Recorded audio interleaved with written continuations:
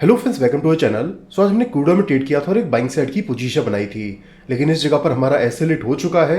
आज टोटल हमने 18,000 प्लस का लॉस बुक किया है। इस जगह पर लग रहा था कि मार्केट काफ़ी इजीली हमारे टारगेट तक पहुंच जाएगा, क्योंकि इस जगह पर सेटअप काफ़ी अच्छा था।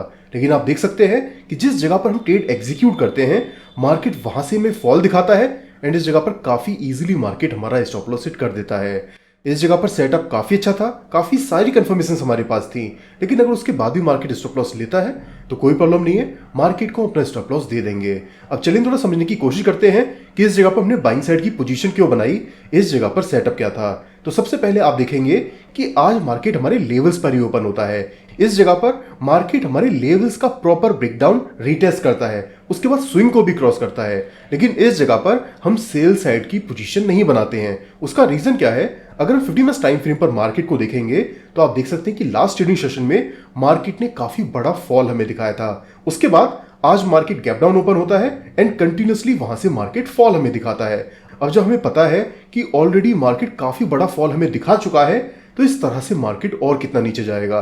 क्या मार्केट 60 से 70 पॉइंट और नीचे जा सकता है? इसके चांसेस बहुत कम है। चांसेस यही है कि अगर मार्केट ने एक लोअर लो फॉर्म किया है तो पहले मार्केट को अपना रिट्रेसमेंट कंप्लीट करने के लिए ऊपर आना होगा, और जब मार्केट का रिट्रेसमेंट कंप्लीट हो जाता है तो चांसेस हैं कि मार्केट वहां से अगेन एक फॉल हमें दिखा सकता है, लेकिन सीधा मार्केट नीचे जाएगा इसके चांसेस बहुत कम है। इस सिचुएशन में अगर मार्केट हमारे लेवल्स को ब्रेक करते हुए इस जगह से एक बड़ा फॉल हमें दिखाता भी है तो बिल्कुल हम मार्केट को नीचे जाने देते, लेकिन इस जगह पर हम सेल साइड की पोजीशन नहीं बनाते। हम वेट करते मार्केट की नेक्स्ट सपोर्ट लेवल पर आने का। अगर मार्केट नेक्स्ट सपोर्ट लेवल पर आता तो बिल्कुल इस जगह से भी हम बाइंग साइड की ही अपॉर्चुनिटी फाइंड करते।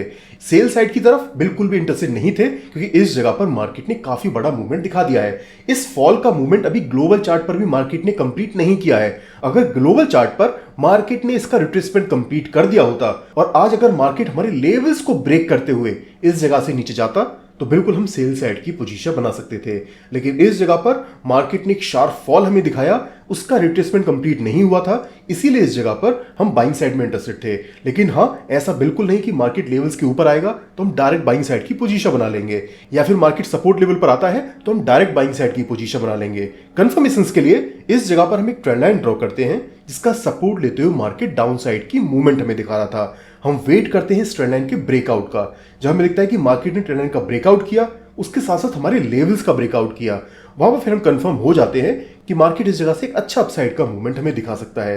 लेकिन आप देख सकते हैं कि जैसे हमने ट्रेड एग्जीक्यूट किया, मार्केट वहां से ही नीचे आ गया। अब सिर्फ यही रीजन नहीं था कि हमने इस जगह पर बाइंग साइड की पोजीशन बनाई, इस जगह पर हमारे पास और भी कंफर्मेशंस थी। अगर हम डेली टाइम फ्रेम पर मार्केट को देखेंगे तो इस जगह पर आप देख सकते हैं 24th में से मार्केट कंटिन्यूसली अपसाइड का मूवमेंट हमें दिखाता है। इस जगह पर मार्केट अपना रिट्रेसमेंट कंप्लीट करने के लिए नीचे आता है, यानी कि ये जो मार्केट ने हायर हाई फॉर्म किया था, मार्केट अपना रिट्रेसमेंट कंप्लीट करने के लिए नीचे आता है। तो चांसेस हैं कि अगर मार्केट को अपना ट्रेंड कंटिन्यू करना है, अगर एक नया हायर हाई फॉर्म करना है, तो इस जगह से मार्केट एक अच्छा अपसाइड का मूवमेंट दिखा सकता है।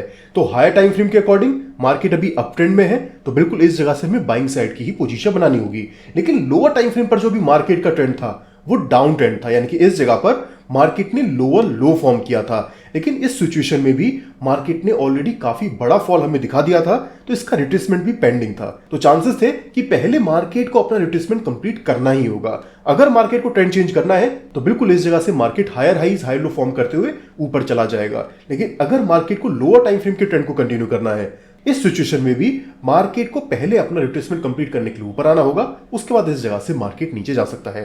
तो दोनों ही सिचुएशन में मार्केट को इस जगह से एक अच्छा अपसाइड का मूवमेंट दिखाना चाहिए था। लेकिन आज अगर आप मार्केट का मूवमेंट देखेंगे तो मार्केट पूरी तरह से साइडवेज है। आप देख सकते हैं कि मार्केट लेवल्स का ब्रेकआउट देता है, ब्रेकडाउन देता है, ब्रेकआउट देता है, ब्रेकडाउन देता है।